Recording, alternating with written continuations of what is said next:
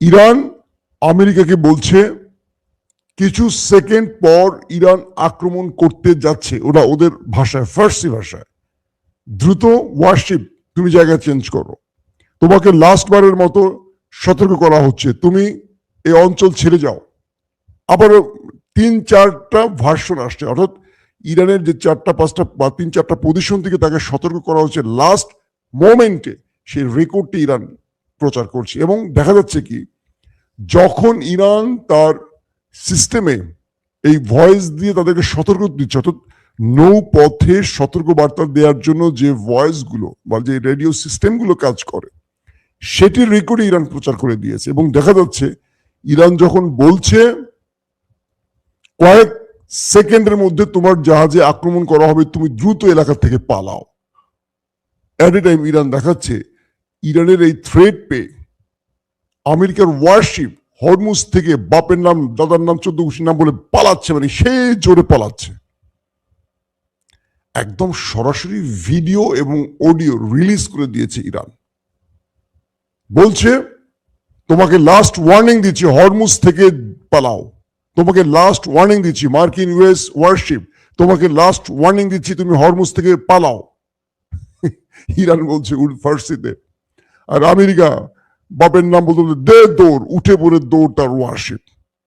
একদম radio voice আর ইরানের আমেরিকার ওয়ারশিপের পালানোর দৃশ্য এট এ টাইম রেকর্ড দেখিয়ে দিয়েছে ইরান তার মাধ্যমে, গণমাধ্যমে।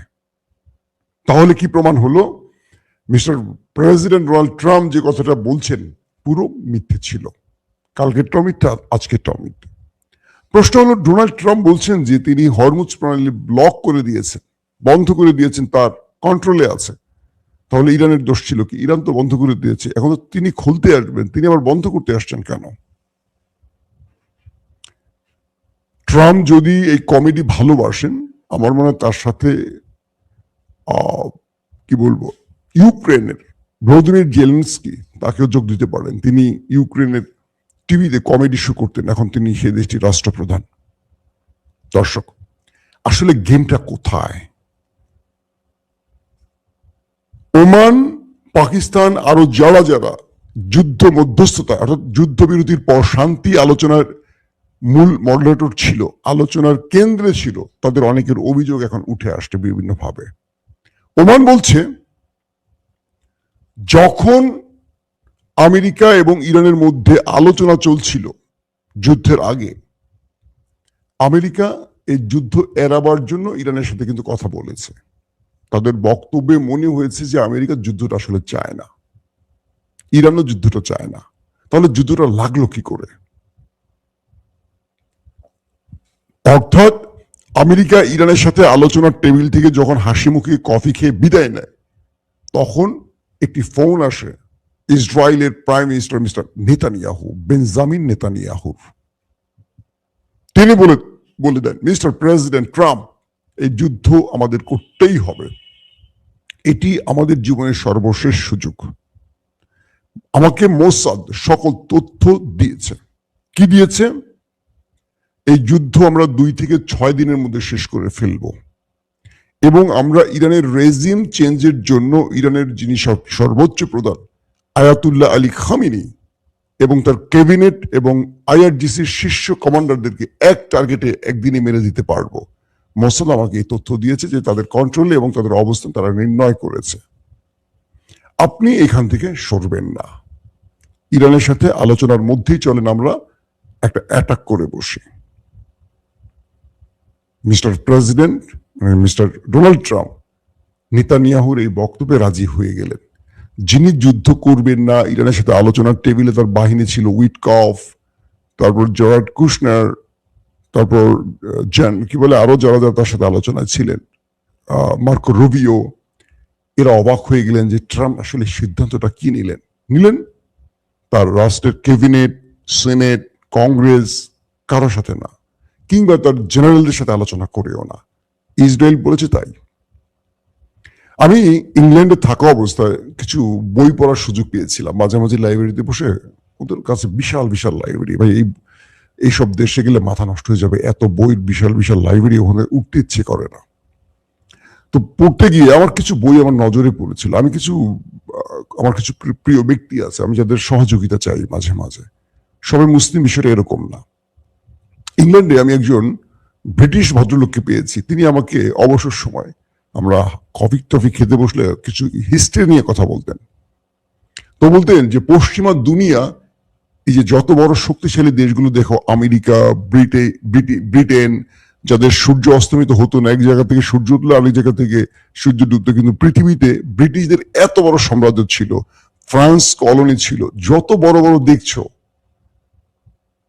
আজকে তারা একটি রাষ্ট্রের তালুবন্দী হয়ে গেছে, তারা চালায়।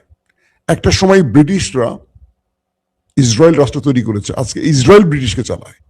আজকে এই আমেরিকানদের এই দেশটি চালায়। তিনি বলছেন আমেরিকাতে আগামী 100 বছর না, আগামী 200 বছর না, আগামী 500 বছর পর কে প্রধানমন্ত্রী হতে পারে, প্রেসিডেন্ট হতে পারে, সেনা প্রধান হতে পারে, এগুলো কন্ট্রোল করে ওই একটি দেশ। এখন প্রশ্ন করবেন এটা কেমন কথা? 500 বছর পরে কি কারো কি 500 বছর পাবে? না।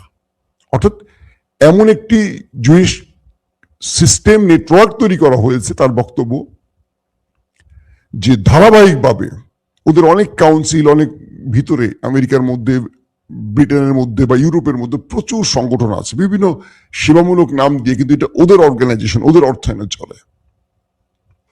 তো বলতেছে যে আমেরিকার কোন বিশ্ববিদ্যালয়ের কোন মেধাবী ছেলেটা একদম ইউনিভার্সিটি, যে টপ র্যাঙ্কিং ইউনিভার্সিটিগুলোর এই মেধাবী ছেলেগুলোকে ওরা টার্গেট করে রাখে। সবচেয়ে পলিটিশিয়ান মানে পলিটিক্সে যারা এগিয়ে আছে, ইয়াং, এদেরকে তালিকা থাকে, স্কুল লেভেল থেকে এদেরকে টার্গেট করা থাকে। কারা করে? ওদেরই মানে ওই নেতা কাকুর দেশটির লোক, ইহুদিদের বিভিন্ন এজেন্টরা, এরা একটা রুটিন মাফিক কাজ করে। এরপর উনি মরে গেলে ওনার রুটিনে আরেকজন আসে। তো এমন একটি সিন্ডিকেট তৈরি হয়েছে আমেরিকা, ধরুন আগামী 500 বছরের প্ল্যান সাজানো আছে। তো 500 বছর তো কেউ বাঁচবেন, 100 বছর পরে যে মরে যাবে তারপরে আরেকজন আসবে, রুটিন মাফিক একজন পরে একজন আসবে। তো ইসরায়েলের স্বার্থের বাইরে এই পৃথিবীর মানে ওয়ার্ল্ডের পশ্চিমা দুনিয়ার কেউ এখন আসলে কেউ কল্পনাই করতে পারে না। ধরুন দুজন ব্যক্তির নাম বলি। মার্কিন ইতিহাসে আপনারা তো John F Kennedy, Robert F কেনেডির নাম শুনেছেন, দুই ভাই। 60-এর দশকে একজন জনপ্রিয় প্রেসিডেন্ট ছিলেন এই কেনেডি, জন এফ কেনেডি। কি হয়েছিল তার ভাগ্যে? তিনি ছিলেন ইসরায়েলের নিউক্লিয়ার বোমা তৈরির বিরোধী। এটা হয়তো আপনারা অনেকে জানেন, অনেকে জানেন না। তার আরেক ভাই ছিলেন রবার্ট এফ কেনেডি। ইসরায়েল আমেরিকাতে যে গোপনে রাজনীতি করছে, গোপনে বিভিন্ন সংগঠন চালাতো, এটার বিরোধী ছিলেন তিনি। দুজনই ভাই, একজন প্রেসিডেন্ট, একজন আইন বিভাগে কাজ করতেন রাষ্ট্রের গুরুত্বপূর্ণ পদে। যখন 60-70 দশকের মাঝামাঝি, আপনাদের ইসরায়েলের বেন গরিয়ান বিমানবন্দরের নাম জানেন তো? বেন গরিয়ান কার নামে? ইসরায়েলের প্রধানমন্ত্রীর নামে। তিনি তখন প্রধানমন্ত্রী। তার সময়টিতে ডিমোনা নামের যে পারমাণবিক কেন্দ্রের কথা বলি না আমাদের খবরে, সেখানে বিদ্যুৎ প্ল্যান্টের নামে ওরা একটা প্ল্যান্ট তৈরি করছে। ওরা বলছে আমরা পারমাণবিক দিয়ে মানে পারমাণবিক বিদ্যুৎ কেন্দ্র বানাবো, ঠিক ইরান যেটা করছিল। এভাবে ওরা একটা নিউক্লিয়ার বোমা বানানোর জায়গা করছে আমেরিকাকে ফাঁকি দিয়ে। তো মিস্টার জন এফ কেনেডি তার কাছে তার সিকিউরিটি প্রধান জানিয়েছেন যে ইসরায়েল আর ইন্ডিয়া নিউক্লিয়ার বানাচ্ছে। এটা তিনি ঘোর বিরোধী ছিলেন। এটার বিরুদ্ধে তিনি বারবার ইসরায়েলকে চিঠি পাঠিয়েছেন, এমন করে ইসরায়েলের সাহায্য করা টার্গেট করেছেন, বিভিন্নভাবে তিনি ব্যবস্থা নিয়েছেন। এরপর বেন গরিয়ান পদত্যাগ করলেন, নতুন রাষ্ট্রপ্রধান মানে প্রধানমন্ত্রী আসলো ইসরায়েলে। একটা সময় দেখা গেল ডালাসে জন এফ কেনেডিকে তার স্ত্রীর সামনে প্রকাশ্যে গুলি করে মেরে দেয়া হয়েছে। কারণ মার্কিন ইতিহাসে তিনি সবচেয়ে বেশি চাপে রাখতো ওই দেশটিকে মানে কি নিউক্লিয়ার তৈরি করতে দেবেন। এবং তিনি বলতেন যে অধিকৃত অঞ্চল মানে ফিলিস্তিনিদের জন্য ইসরায়েল যেন জুলুমকারী না হয়, এটাকে তিনি চেষ্টা করতেন কন্ট্রোলে রাখার। মজার ব্যাপার, তার 5-6 বছর পর মেবি তার ভাই, যিনি ইসরায়েলকে আমেরিকার মধ্যে রাজনীতি করা, গোপন সংগঠন চালানো, বিভিন্ন নেটওয়ার্ক চালানো, এজেন্ট চালানোর কাজগুলিতে বাধা সৃষ্টি করেছিলেন বিভিন্নভাবে, তিনি যখন আবার নির্বাচনে দাঁড়ালেন, ঠিক তার ভাইয়ের মতো মার্কিন প্রেসিডেন্ট হওয়ার দৌড়ে ছিলেন। বিভিন্ন জায়গায় তিনি নির্বাচনের প্রাথমিক ভোটে এগিয়েছিলেন। এই নির্বাচনী ওয়ার্কের মধ্যে তাকে প্রকাশ্যে মেরে দেয়া হলো। দুই কেনেডি, দুই ভাই মারা গেল। এখন আপনারা বলেন যে তাকে আসলে মেরেছে কারা? এই দুজন ব্যক্তি কিন্তু একটি দেশের বিরোধী ছিল তাদের এই কর্মকাণ্ডের।